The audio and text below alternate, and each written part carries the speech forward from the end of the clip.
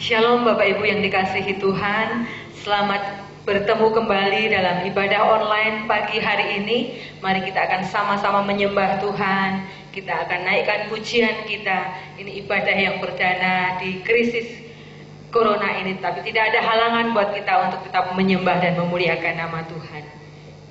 Ku menyembah dalam kudus hadirat-Mu. Terima kasih Tuhan Yesus. Terpujilah nama-Mu Allahku yang hidup. Kami mau terus bawa penyembahan kami di padamu Tuhan. Kami mau terus menyembah Engkau pagi hari ini. Glory, haleluya Tuhan.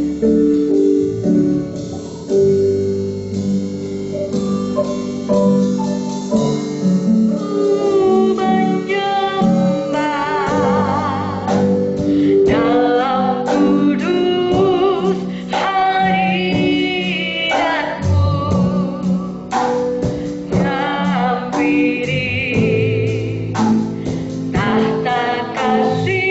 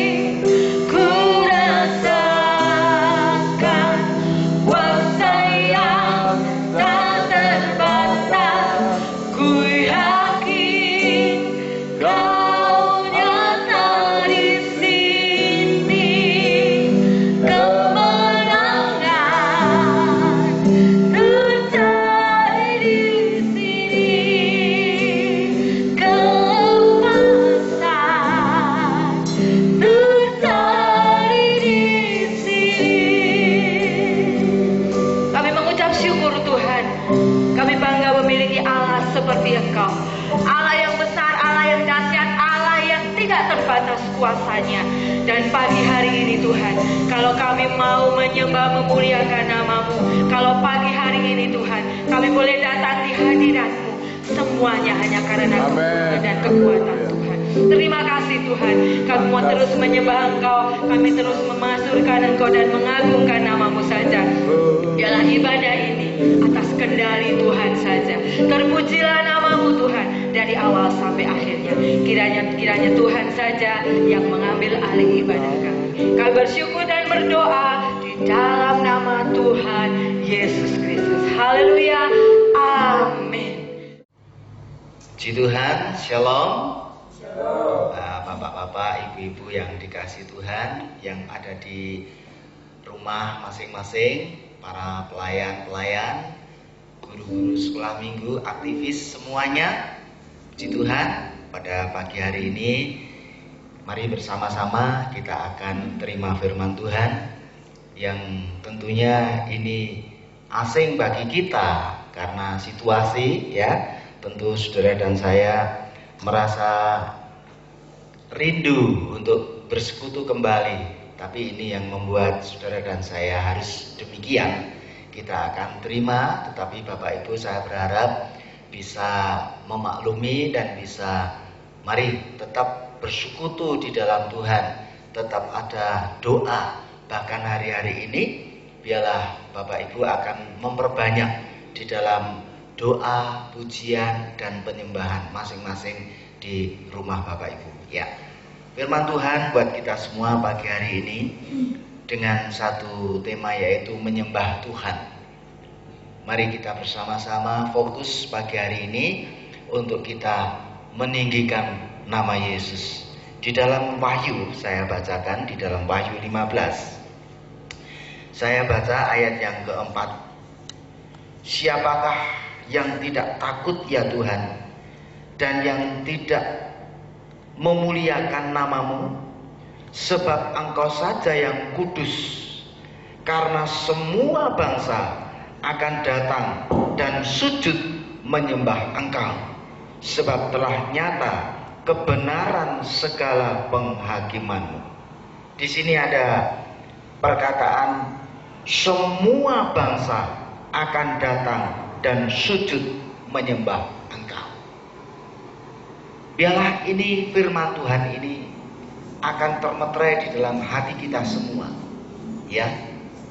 Firman Tuhan itu ya dan amin, pasti terjadi, pasti akan digenapkan. Itu sebabnya firman ini berkata semua bangsa, ya, akan sujud datang menyembah Dia. Bagaimana dengan kita, anak-anaknya yang sudah dipanggil, yang dipilih, bahkan Tuhan sudah memilih kita sejak dunia belum dijadikan. Alangkah istimewanya kita. Itu sebabnya kita akan belajar untuk menyembah, dan menyembah. Karena nanti ketika kita sampai di surga pun, kita hanya akan menyembah, memuji, dan memuliakan nama Tuhan saja, ya. Kembali di dalam firman ini, sebab Engkau saja yang kudus, karena semua bangsa akan datang dan sujud menyembah Engkau. Bapak Ibu yang dikasih Tuhan, karena di dalam Wahyu ini, ya, betapa Bapak Ibu kita semua merasakan hari-hari ini Tuhan minta agar kita menyembah Dia, memuliakan Dia, dan mengagungkan Dia. Kita akan buka di dalam Wahyu pasal yang ketiga, ayat yang ke-11. Nanti Ibu Yuni akan membacakan Wahyu 3 ayat yang ke-11. Wahyu 3 ayat yang ke-11. Aku datang segera, peganglah apa yang ada padamu, supaya tidak seorang pun mengambil mahkotamu. Ya, terima kasih. Ya, aku datang segera. Peganglah apa yang ada padamu. Apa yang ada pada kita, Bapak Ibu, saudara semua? Apa yang kita miliki? Ya, dikatakan nanti yang namanya harta, uang kita itu gak akan ada gunanya ketika hari kemurkaan Allah, semua tidak akan berguna. Nah, apa yang tidak bisa diambil dari kita, yang kita miliki, yang kita pegang? Yang pertama adalah kita pegang iman kita. Jangan sampai situasi dunia yang seperti ini, banyak yang bingung, banyak yang goncang, banyak yang gelisah, banyak orang yang larut di dalam arus dunia yang sedang sedemikian ini. Tapi bagi kita, orang-orang percaya, dikatakan kita punya iman, ya, kita pegang iman. Adapun iman sendiri, ya, itu harus dilatih. Untuk kita bisa percaya, itu harus dilatih.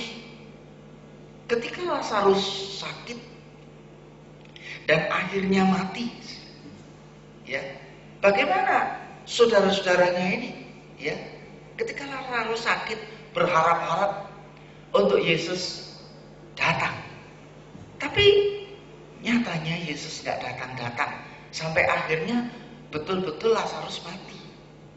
Secara pikiran kita, ya, sudah terlambat.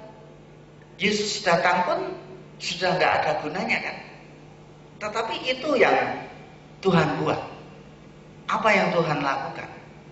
Bagi Tuhan tak ada yang mustahil. Amin. Bagi Tuhan tak ada yang tidak bisa Tuhan lakukan. Dan pertolongan Tuhan selalu tidak pernah terlambat. Ya. Dan betul pada hari yang sudah Lazarus dikuburkan beberapa hari, Yesus betul-betul datang. Bagaimana tanggapan saudara-saudaranya ini? Ya, para wanita ini sudah, aduh, nggak ada gunanya Tuhan datang sekarang. Udah terlambat. Lazarus sudah bau, Lazarus sudah mati, sudah dikuburkan. Tapi apa kata Tuhan? Di mana Lazarus dikuburkan? Lalu Yesus dibawa ke tempat di mana Lazarus dikuburkan. Dan Tuhan panggil, Lazarus, bangkit. Dan Lazarus hidup. Itu yang Tuhan kerjakan. Seolah-olah dalam pikiran kita, aduh, pertolongannya dari mana? Semua sudah terlambat. Semua sudah seperti ini. Seperti Daud. Dari mana datang pertolonganku? Ketika dia memandang ke gunung-gunung, enggak ada pertolongan. Satu-satunya yang dia percayai adalah datangnya dari Tuhan. Apa yang Yesus katakan kepada saudara-saudara Lazarus, supaya engkau, supaya kalian belajar percaya. Itulah percaya kita, iman kita harus dibangun, ya, harus belajar untuk kita mempercayai apa yang dikatakan firman Tuhan itu tidak pernah gagal. Ya, sekali lagi, ya. Apa yang kita pegang selanjutnya selain iman? Kita pegang firman-Nya. Firman-firman-Nya ini harus kita percayai penuh. Ya. Firman-firman Tuhan seperti di dalam suratan yang di dalam kitab Wahyu, ini merupakan nubuatan-nubuatan. Ada yang sudah digenapi, ada yang akan segera digenapi. Ya, di ayat yang kita baca tadi, aku datang segera. Artinya kedatangan Tuhan itu sudah tidak lama lagi. Bagaimana kita mempersiapkan diri menyambut kedatangan Tuhan yang kedua, yang sudah tidak lama lagi? Kita tidak boleh bermain-main lagi. Kita tidak boleh enak-enak lagi. Sudah tidak waktunya. Kita harus serius iring Tuhan, serius melayani Tuhan. Pegang firman-Nya. Dan yang ketiga, pegang janji-janjinya. Kita hidup di dalam janji Tuhan. Di dalam Alkitab banyak ditulis tentang janji Tuhan kepada manusia, kepada kita. Ketika kita percaya utuh penuh, maka janji itu menjadi milik kita semua. Ya, janji Tuhan akan digenapi. Ya, sekali lagi, di tengah-tengah situasi sekarang ini, jangan sampai kita menjadi bimbang. iman kita menjadi lemah, iman kita menjadi luntur, ya. Ketika situasi seperti ini tidak menguntungkan bagi kita, tetapi kita tetap bangun iman percaya. Kita jangan sampai menjadi ragu-ragu. Ibu Yuni, ayat yang kelima. Wahyu 3 ayat yang kelima. Ya. Barang siapa menang, ia akan dikenakan pakaian putih yang demikian. Aku tidak akan menghapus namanya dari kitab kehidupan, melainkan aku akan mengaku namanya di hadapan Bapakku dan di hadapan para malaikatnya. Ya, terima kasih. Barang siapa menang. Siapa yang dikatakan pemenang ini? Ketika kita berhasil melewati masa-masa sulit, masa-masa sukar. Firman Tuhan katakan nanti akan datang masa yang sukar. Apakah Yesus pernah melewati itu? Iya. Yesus pernah melewati masa-masa sulit, masa-masa sukar, di dalam penderitaan yang harus dia tanggung. Itulah yang dikerjakan Tuhan, ya.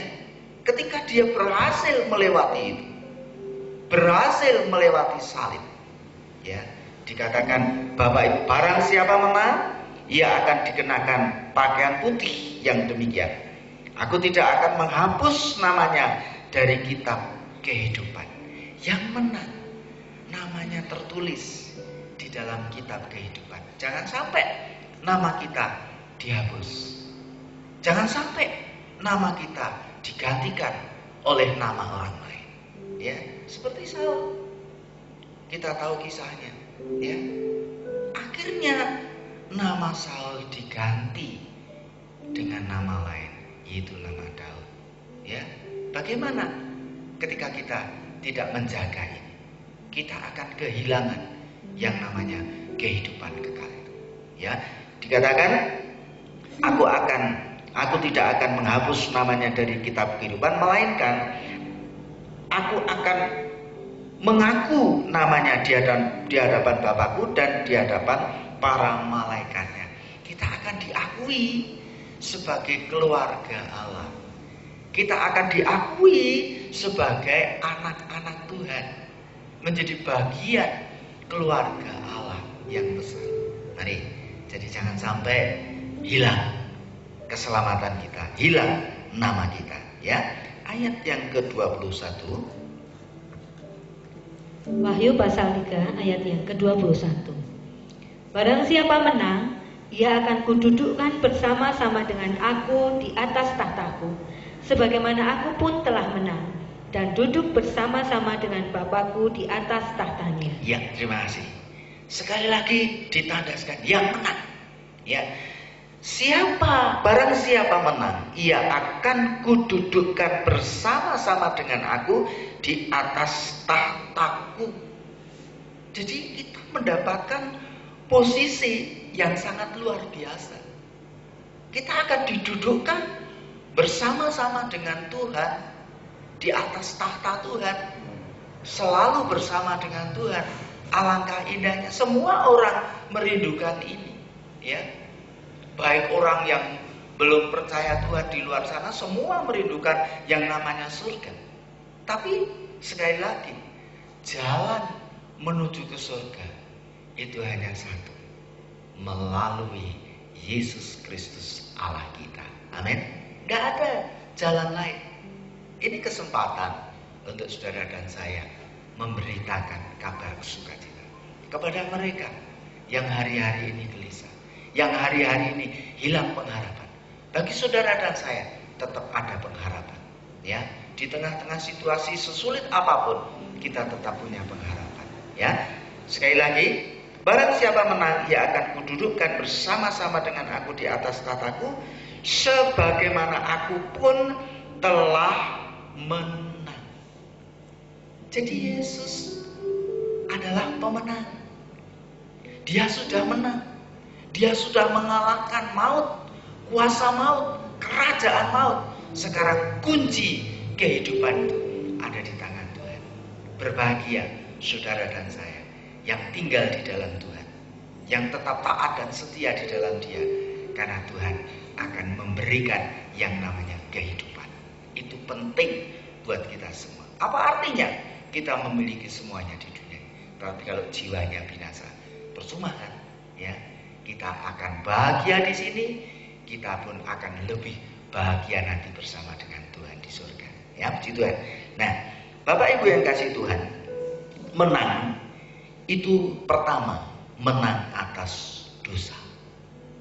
Kita harus berani memerangi yang namanya dosa. Ya, dosa itu selalu disodorkan. Iblis datang kepada kita untuk mencobai. Yesus saja dicobai sama iblis.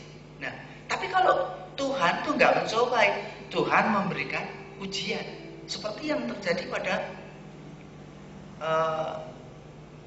Ayub. Ayub itu diuji, ya. Setan diizinkan oleh Tuhan. Itu datang dari Tuhan. Dan ketika kita memperhatikan, Ayub keluar sebagai pemenang. Ayub keluar cemerlang bagaikan emas yang murni. Ini kehidupan yang teruji, kehidupan yang melewati, menang atas dosa. Ketika kita disodori itu, mari kita berdoa supaya kita dilewatkan dari pengaruh-pengaruh dosa yang akan membawa kita kepada kebinasaan. Tetapi ketika kita lebih dekat kepada Tuhan, kita akan menang dan kita akan diselamatkan. Yang kedua, menang atas penderitaan atau badai. Dalam kehidupan ini tidak ada yang mulus, tidak ada yang jalan seperti jalan tol. Gelombang mesti ada, badai, kesulitan datang. Cuman beda-beda, ya. Penderitaan saya, penderitaan Bapak Ibu, penderitaan adik-adik, penderitaan semua rekan-rekan yang ada di luar kota, ya. Lain-lain. Tetapi mari kita harus berusaha untuk menang. Ketika Daud menghadapi Goliat, berbeda cara pandang Daud. Daud tidak melihat Goliatnya, tapi Daud melihat bahwa Allah yang menyertai Daud itu lebih besar dan lebih berkuasa. Nah, akhirnya Daud menang. Kalau kita hanya terpaku dengan situasi dunia yang sedang kena wabah ini, mari kita yakini bahwa Tuhan jauh lebih besar, jauh lebih berkuasa atas segala wabah apapun. Kita dibentengi oleh kuasa Allah. Amin. Kita pun juga tidak boleh sembrono. Kita harus tetap jaga diri, jaga kesehatan, ya, jaga kebersihan, banyak mengkonsumsi nutrisi yang bervitamin tinggi, itu perlu, ya. Jangan terus kita tidak makan apa-apa, ya. Nanti kalau fisik ini lemah bisa sakit. Nah, hari-hari ini justru kita jaga kesehatan, jaga kebersihan, ya. Nah, yang ketiga atau yang terakhir, menang atas apa? Menang atas ujian-ujian yang ada. Biasanya orang yang mau masuk ujian ketika sekolah, ketika kuliah, itu prihatin. Jarang orang besok mau ujian, yes, sukacita. Jarang.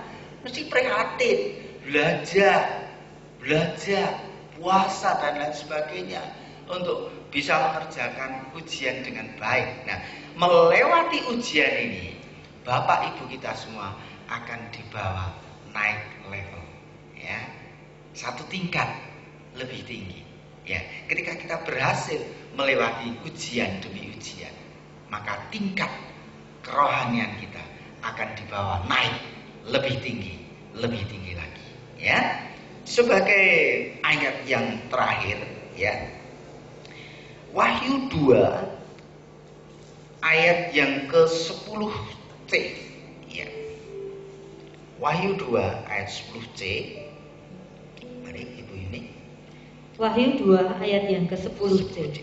Hendaklah engkau setia sampai mati, dan aku akan mengaruniakan kepadamu mahkota kehidupan. Amin. Nah, di sini dikatakan hendaklah engkau setia sampai mati, dan aku akan mengaruniakan kepadamu mahkota kehidupan.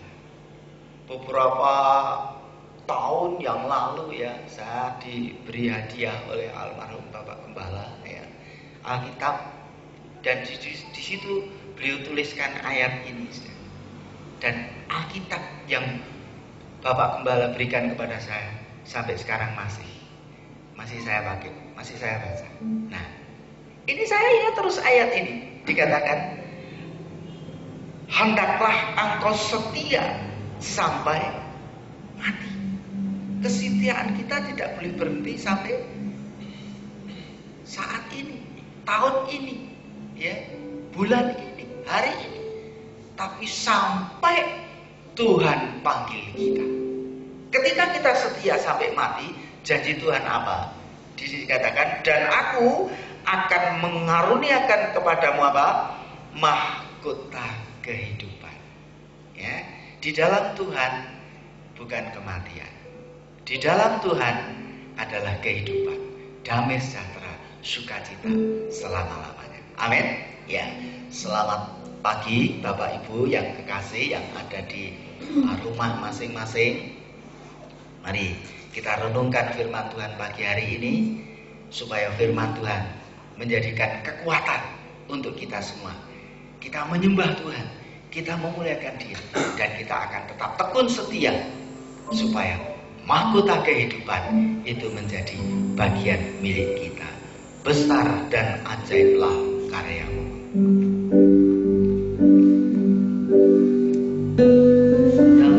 Ajaiblah karyamu, benar dan adillah jalanmu. Raja segala bangsa yang maha kuasa, mulia, mampu, besar dan ajaiblah karyamu.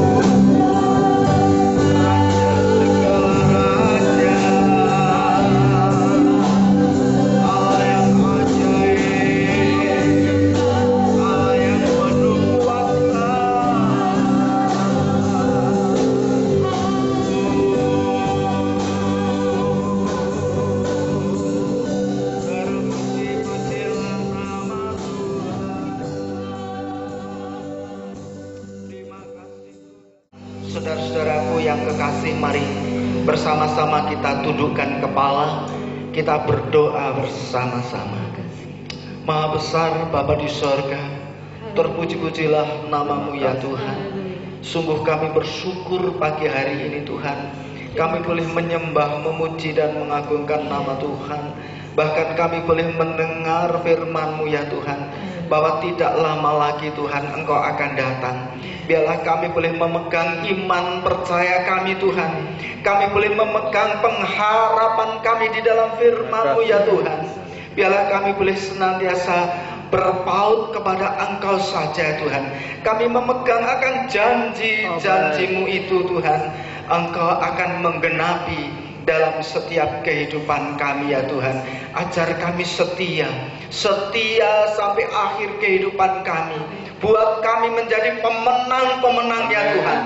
Seperti Engkau telah menang, mengalahkan segala kuasa maut, dari segala kerajaan maut. Engkau sudah keluar menjadi pemenang. Itu sebabnya Tuhan, tolong kami, bawa kami, berikan kekuatan, berikan kemampuan untuk kami melewati segala masalah kesulitan yang datang dalam kehidupan kami. Bukan menjadi anak-anak Tuhan yang kalah, tetapi kami boleh menjadi jemaat Tuhan, pelayan Tuhan, hamba-hamba Tuhan yang selalu menang dan berkemenangan. Terima kasih Bapa. Sekali lagi Bapa, Engkau meteraikan firman Tuhan di dalam hati kami semua. Engkau memberkati hamba-hambamu, pelayan-pelayanmu semua yang telah ambil bagian di dalam pelayan pagi hari ini. Terima kasih, segala puji, hormat, syukur, kemuliaan hanya bagi nama Tuhan. Di dalam nama Tuhan Yesus Kristus kami berdoa mengucap syukur. Dan semua yang diberkati Tuhan akan berkata amin. Ya, selamat pagi, selamat hari Minggu, Tuhan memberkati. Amin.